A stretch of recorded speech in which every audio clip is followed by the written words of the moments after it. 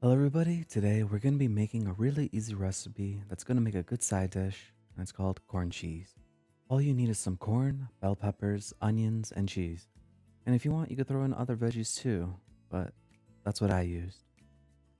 In a bowl, put 3 tablespoons of mayonnaise, a pinch of salt, and a half a tablespoon of sugar, and mix it so it's ready for when we're ready for it. Then chop up your veggies and use a paper towel to get rid of the extra water.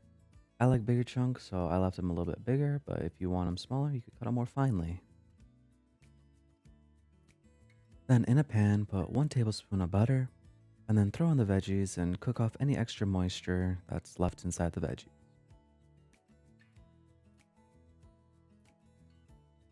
And after that, you can put in the mayonnaise mixture we made and fry it for a little bit.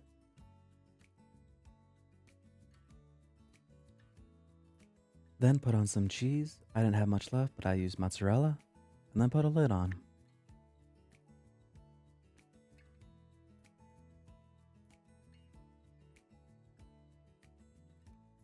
And once the cheese is melted, you're essentially done. And if you want it to be a little extra, you can throw it under the broiler for a little bit and get some burn marks, but that's not really necessary. And I just cracked some fresh pepper because that's what I like.